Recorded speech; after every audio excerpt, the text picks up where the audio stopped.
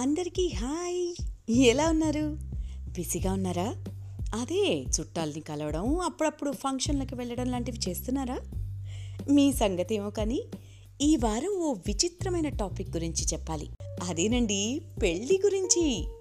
ఏమిటమ్మా వారం వారం మాకి గోల, పైగా దొరక్క పెళ్లి టాపిక్కే దొరకాలా అని మీరు అనుకున్నా నేను ఆపేదీ లేదు. మా ఇంట్లో కూడా అదేనమ్మా సమస్య అనుకునే వాళ్ళు ఉంటారని వింటారని నా ధైర్యం. సరే, అసలు ఈ టాపిక్ ఎందుకు చెప్పాలనిపించింది అంటే, ఈ మధ్య మా పెద్దమ్మ పెద్దనాన్నగారుల షష్ఠి పూర్తి వేడుకలకి వెళ్ళొచ్చాను. నేను వెళ్ళింది ఈ మధ్య చేయించుకున్న చంద్రహారాన్ని 10 మందికి చూపెట్టి ఫోటోలు దిగడానికే అయినా హైలైట్ అయ్యింది యువతకి పెళ్లిపై ఉన్న స్పష్టమైన అస్పష్టత గురించి, తల తిరిగిపోయే సంబంధాల రిజెక్షన్ల కారణాల గురించి, మా పెద్దవాళ్ల పెళ్లిలో జరిగిన రౌండ్ టేబుల్ వాదనల గురించి. ఇలా కూడా ఉంటున్నాయా ఈ మధ్య పెళ్లి వ్యవహారాలు అని ఆశ్చర్యం కూడా కలిగింది. ఒకరిని అనుకోవడం ఎందుకులే, ప్రతి ఇంట్లో ఉన్న సమస్యే అని తేల్చారు అక్కడున్న పెద్దలు. అసలు ఏం జరిగిందంటే, పెద్దమ్మ పిల్లలు ఏర్పాటు చేసిన ఆ షష్ఠి పూర్తి వేడుక వైభవంగా హడావిడిగా జరిగిపోయింది. అప్పటి పెళ్లిలో ఎంత సంతోషించారో గాని ఇప్పుడు సంతోషమంతా వాళ్ళ మొహాల్లో కనిపించింది. పైగా పెద్దనాన్నగారు ఓ డిగ్రీ కాలేజ్లో ప్రిన్సిపల్గా రిటైర్ అయ్యేసరికి ఆయన వైపు చుట్టాలతో పాటు కొంతమంది ఫ్యాకల్టీ, స్టూడెంట్స్ కూడా వచ్చారు. కానీ వచ్చిన చుట్టాలు వచ్చిన పని చూసుకుని వెళ్ళిపోరు కదా. పెద్దమ్మ చిన్నప్పటి కాలం నాటి పెళ్లిళ్ల గురించి చర్చ మొదలుపెట్టారు. తలదించుకోవడమే తప్ప చూపులు కలిసిన శుభవేళలు ఈ పెద్దమ్మల కాలంలో లేవు. ఇక నోరెత్తి మాట్లాడడం అనే క్వశ్చనే ఉండదు.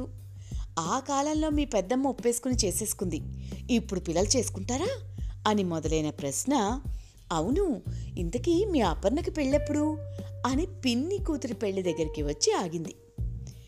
మీ ఇంట్లో పెళ్లిళ్ల గురించి ఆలోచించకుండా నా పెళ్లి గురించి మీకెందుకు అని గడుసుగా సమాధానం ఇచ్చింది అపర్ణ. ఈ అపర్ణ కూడా మా పెద్దమ్మ పార్వతి పుట్టినరోజు పుట్టిందని అక్క మీద గౌరవంతో ఆ పార్వతీదేవి పేరే అపర్ణకి పెట్టింది. అక్కడే వచ్చింది అసలు చిక్కు. ఓ అపర్ణ, నువ్వే మిగిలావు. మీ పెద్దమ్మ పుట్టినరోజునే పుట్టావు కదా, ఆవిడ రెండోసారి చేసుకుంటోంది పెళ్ళి, నువ్వు మాత్రం ఒక్కసారైనా చేసుకోలేదు, తొందరపడాలి అని నవ్వేసుకుంది బాగా పెద్ద నోరున్న ఒక ఆవిడ, తన చుట్టూ 20 మందికి వినిపించేలా.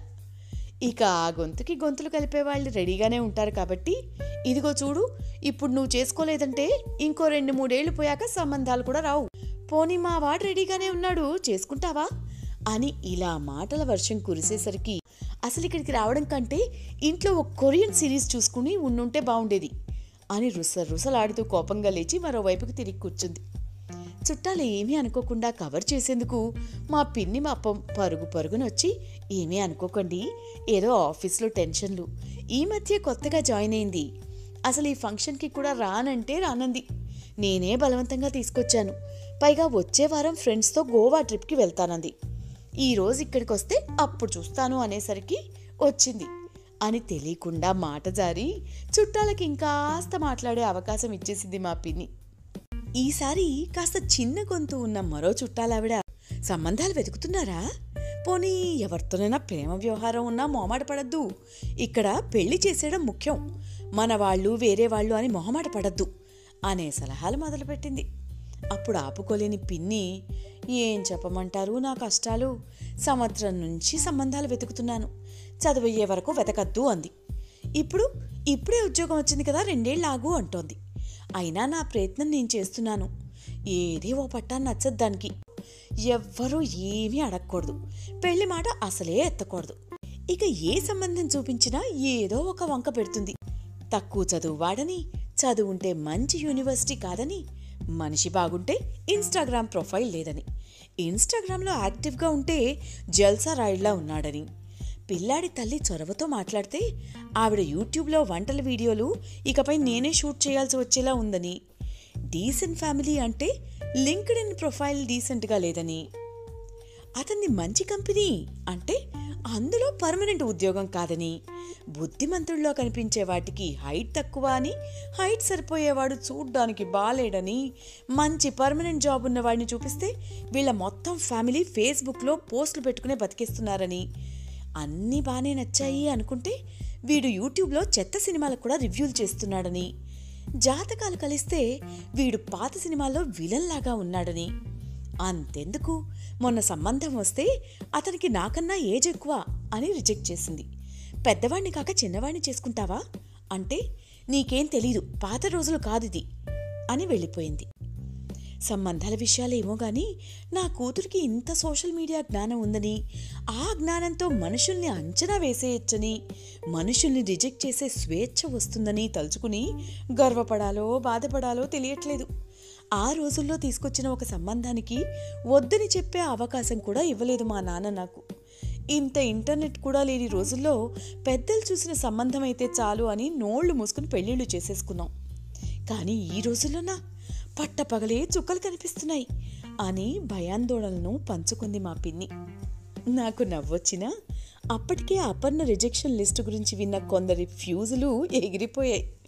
వాళ్లలో ఎంతమంది ఏ కేటగిరీకి వస్తారోనన్న ఆలోచనలలో ఉన్నట్టుగా నాకు అనిపించింది. ఇప్పుడు అపర్ణకి మాత్రం ఏం వయసు అయిపోయిందని, ఈ రోజుల్లో తొందరపడి చేసిన పెళ్లిళ్ళు మాత్రం నిలుస్తున్నాయా అని కాస్త జాలి చూపించిన మా అమ్మ కూడా నాకు సంబంధం వచ్చినప్పుడు, నా సంసార కష్టాలు పంచుకున్నప్పుడు సర్దుకుపోవాలి, ఆడదాని జీవితమే అంతా అని నీతి వాక్యాలు బోధించింది. ఈలోపు ఓ పెద్దాయనొచ్చి, ఏదేమైనా ఈ రోజుల్లో పెళ్ళిళ్ళు చేయడం చాలా కష్టం అండి. ఈ మధ్య నా కొడుక్కి పెళ్ళైంది. పెళ్లికి ముందే వాడి శాలరీ సర్టిఫికెట్తో పాటు మెడికల్ సర్టిఫికెట్లు కూడా అడిగేసింది పెళ్లి కూతురు, అదేదో ఉద్యోగానికి అప్లై చేసుకున్నట్టుగా. మా వాడికి ఏజ్ ఎక్కువైపోయిందని అన్ని సర్టిఫికెట్లు చూపించుకుని ఆడపెళ్లి వారిని ఒప్పించుకున్నాం. అప్పటికి మా వాడు వయసులో ఉన్నప్పుడు వాడికన్నా ఎక్కువ కండిషన్లు పెట్టింది మా ఆవిడ. కండిషన్లతో బెదరకొట్టేసరికి ఎన్నో సంబంధాలు జారిపోయాయి అంటూ మాటలు కలిపేసరికి మా పిన్ని, అసలు మా అమ్మాయి అంతవరకు కూడా రానివ్వకుండానే రిజెక్షన్లు చేసేస్తుంటే ఏం చేయాలో తెలియట్లేదండి అనేసింది.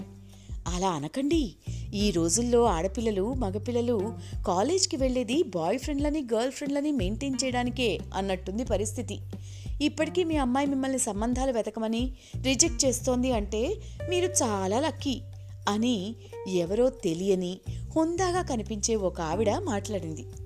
అసలు అపర్ణ ఎందుకు ఇన్నిసార్లు రిజెక్ట్ చేస్తోందో మనమే తెలుసుకుందామని ఆ హుందాగా కనిపించిన ఆవిడ తాను మా పెదనాన్నగారు రిటైర్ అయిన కాలేజీలో ప్రస్తుతం ప్రిన్సిపాల్ని అని పరిచయం చేసుకుని అపర్ణని పిలిచింది. ఇక్కడ నేనేదో జడ్జి చేస్తామని కాకుండా ఒక యూత్కి రిప్రజెంటేటివ్గా పెళ్లి గురించి మీలాంటి వాళ్ళ ఒపీనియన్ ఏంటో చెప్పు. ఇందాక మీ అమ్మగారు నీ రిజెక్షన్ లిస్ట్ చెప్తుంటే విని ఇంట్రెస్టింగ్గా అనిపించి మీ చుట్టాల మధ్యలో వచ్చి కూర్చున్నాను. ఏజ్ నీకన్నా ఎక్కువైతే ఎందుకొద్దు అని మొదలుపెట్టారు ప్రిన్సిపల్. ఏం చెప్పనండి, ఈ మధ్య మా ఫ్రెండ్ ఓ 5 ఏళ్ల పెద్దవాడిని చేసుకుంది. ప్రతిదానికి గీతలు గీస్తాడు, హద్దులు పెడతాడు. పెళ్ళైన దగ్గర నుంచి మాతో కలవడం మానేసింది. అందుకే అని అపర్ణ చెప్తుంటే, అతని సంగతి మనకి పూర్తిగా తెలియకుండా మాట్లాడలేం. కానీ ఆడపిల్లలు మానసికంగా ఎదిగినంత వేగంగా మగవారు ఎదగరు కాబట్టే ఈ ఏజ్ గ్యాప్ అనేది అవసరం. మా కాలేజీ స్టూడెంట్స్లోనే ఎంతోమంది దారి తప్పుతున్నారని ఇలాంటి కౌన్సిలింగ్ క్లాసులు పెడుతున్నాం. ఒకే ఏజ్లో ఉన్నవారు ఆకర్షణకి లోనై జీవితాలు నాశనం చేసుకుంటున్నారు అన్నారు ప్రిన్సిపల్. ఆలోచనలో పడింది అపర్ణ. ఈ పెద్దవాళ్ళకి వయసు అయిపోతుంది కాబట్టి తొందరపడి ఏదో ఒక సంబంధం తీసుకొచ్చి కట్టపెట్టాలి అనుకుంటున్నారు. కానీ నాతో నా ఈడువాళ్లు నాకన్నా ముందే పెళ్ళిళ్ళు చేసుకుని వాళ్ల పెళ్ళిళ్ల కష్టాలు చెప్పేస్తుంటే భయమేస్తోంది నాకు. కాలేజ్కి వెళ్ళేది ప్రేమించుకోవడం, బ్రేకప్ చేసుకోవడం, డిప్రెషన్కి వెళ్ళడం నేను చూశాను. కాలేజ్ అయ్యి అవ్వకుండా పెళ్లి చేసుకున్న వాళ్ళు అప్పుడే విడిపోవడాలు. ఇలాంటి వాళ్లే కనిపిస్తున్న రోజుల్లో ఓ మంచి కథలోలాగా కలలో రాజకుమారుడు వస్తాడని ఎలా ఊహించుకోగలను? కొరియన్ సిరీస్లో చూసినట్టు ఓ మంచివాడొస్తాడని, నా జీవితాన్ని సంపూర్ణం చేస్తాడని అనుకోవడమే కానీ అలాంటివాడు నాకు మన భారతదేశంలో ఇప్పటి వరకు కనిపించలేదు అని చెప్తోందో లేదో మా పిన్నొచ్చి, చెప్పావులే, భారతదేశంలో ఉన్న పెళ్లి కాని అబ్బాయిలందరినీ చూసేసినట్టు. అయితే ఏంటి, ఇప్పుడు కొరియన్ సీరియల్ హీరోనే చేసుకుంటానంటావా? నీకోసం నేను వేరే దేశానికి వెళ్ళి నాకు రాని భాషలో నాకు అర్థం కాని వారితో సంబంధాలు మాట్లాడలేను అనేసింది. ప్రిన్సిపల్ గారు, సమాజంలో ఆత్మీయులు, బంధువులు, స్నేహితులు, పరిచయస్తులు అనే 4 కేటగిరీల విభజన ఉంటుందపర్ణ. నువ్వు స్నేహితుల దగ్గరే ఆగిపోతే ఎలా? ఆత్మీయుల బంధువుల కథలు కూడా వింటేనే కదా పెళ్లి భయాలు పోయేది. పైగా ఒకరు పెరిగిన వాతావరణాన్ని బట్టి వారి బుద్ధి ఎదుగుతుంది. ఆడైనా మగైనా నీకున్న భయాలు మగవారికి కూడా ఉంటాయి. అందుకే ఒక్కోసారి స్నేహితులకి మించిన పెద్దవారి పరిచయాలు కూడా అవసరమే. మాలాంటి వాళ్ళం అప్పుడు వ్యాలంటైన్స్ డే గురించి కాకుండా ధనుర్మాసం నోముల గురించి చెప్తాం. శశిరేఖ పరిణయం, ఉషా పరిణయం, సీతారాముల పెళ్లి లాంటివి తెలుసుకోమంటాం.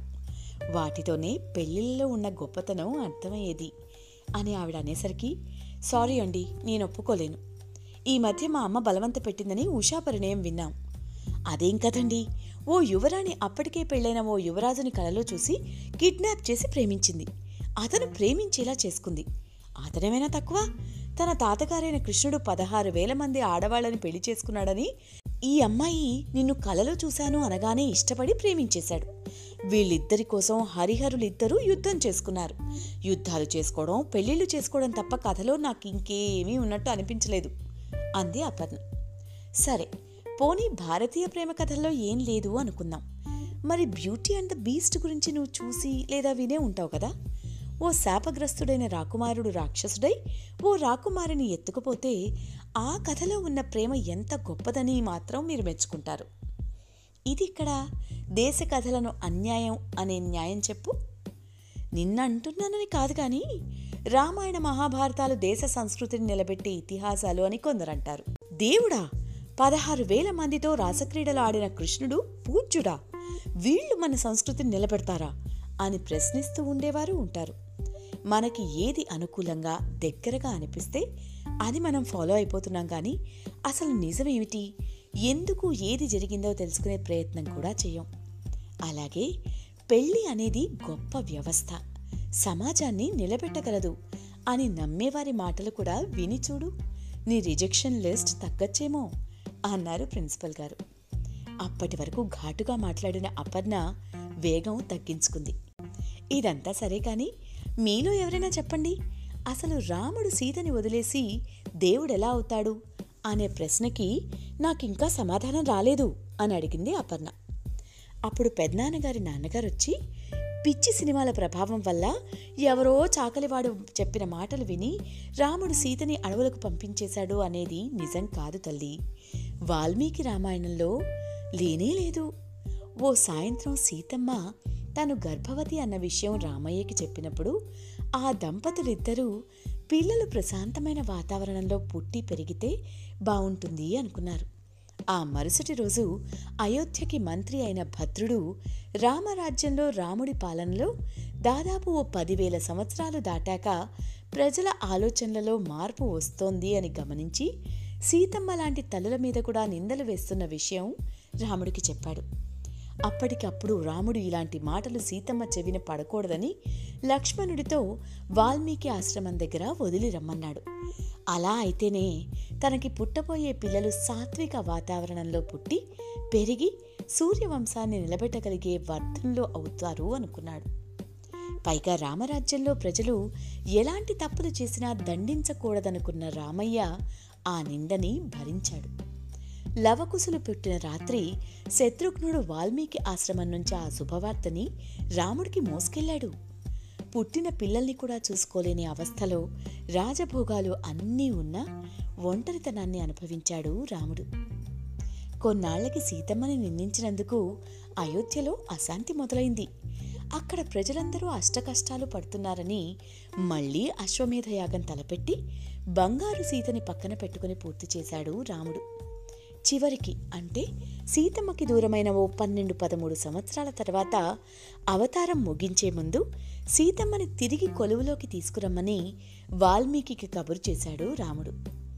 సీతమ్మ లాంటి తల్లి మీద కూడా నింద వేసినందుకు అయోధ్య ప్రజలందరూ కుమిలిపోతూ జయ జయధ్వానాల మధ్య ఆవిడ్ని తిరిగి ఆహ్వానించారు. కొలువులో అందరూ చూస్తుండగా నేను శీలవతినైతే రాముడు తప్ప ఇంకొకరు నా మనసులో లేకపోతే నా తల్లి నన్ను స్వీకరించాలి అనగానే భూమాత వచ్చి సీతమ్మని తీసుకెళ్లిపోయింది. ఆపై లవకుశులను యువరాజుల్ని చేసిన రాముడు సీతమ్మని అనుసరించి వైకుంఠం చేరుకున్నాడు. సీతమ్మకి నిందలు వినిపించకుండా, పిల్లలు చెడు ఆలోచనల మధ్య పెరగకుండా తన ప్రజలకు శిక్ష వేసి తొందరపడకుండా, రామరాజ్యానికి అపకీర్తి రానివ్వకుండా, తగిన సమయం కోసం ఎదురుచూస్తూ తాను మాత్రం ఒంటరితనంలో కుమిలిపోయిన రాముడు మానవుడా దేవుడా అని తడి కన్నులతో ప్రశ్నించిన పెద్దాయన మాటలకి అందరూ మూగపోయిన గొంతులతో మాటలు వెతుక్కున్నారు. ఆ తర్వాత ఇంకేముంది, భోజనాలయ్యాక అందరం ఎవరి దారిన వారు వచ్చేసాం. ఇది జరిగిన తర్వాత ఓ వారానికి ఈరోజు పొద్దున్నే పిన్ని ఫోన్ చేసి, ఆ రోజు పెద్దమ్మ ఫంక్షన్లో పరిచయమైన ప్రిన్సిపాల్ గారు ఉన్నారే, ఆవిడ నా నెంబర్ తీసుకుని అపర్ణకి ఇష్టమైతే వాళ్ళ రెండో అబ్బాయి ఓంకార్కి చేసుకోవాలని ఉంది అని ఫోన్ చేశారు. ఈసారి ఇది పిచ్చి రిజెక్షన్లు చేయకుండా నువ్వు కూడా ఓ మాట మాట్లాడితే బాగుంటుంది అనే లేనిపోని భయాలతో తెగ కంగారు పడిపోయింది. నాకు తెలిసి ఈసారి అపర్ణ కూడా రిజెక్ట్ చేయకపోవచ్చు. ఎందుకంటే అబ్బాయి కన్నా ముఖ్యంగా అపర్ణకి కాబోయే అత్తగారైన ప్రిన్సిపల్ గారు పరిచయస్తురాళ్ళకి మించిన ఆత్మబంధువు అని మా అందరికీ ఆ రోజే అనిపించింది. అదండి సంగతి. త్వరలో అపర్ణ పెళ్ళికి కూడా వెళ్ళి రావాలి. మీకు కూడా స్నేహితుల్ని మించిన బంధువులు, ఆత్మీయులు పరిచయమై మీ జీవితాలలో కూడా మంచి మలుపులు రావాలని కోరుకుంటున్నాను. అప్పుడే కదా పెళ్లి సంబంధాలు వచ్చినా రాకపోయినా ధర్మాన్ని స్థాపించిన రాముడు లాంటి వారి గురించి ఇంకాస్త మంచి విషయాలు తెలిసి మన శ్రీరామనవమికి మన సీతారాముల కళ్యాణం ఎక్కడ జరిగినా వెళ్ళి చూడాలనిపించేది. ఈసారి ఇంకో విషయం చెప్పుకునే వరకు అందరూ జాగ్రత్తగా ఉండండి.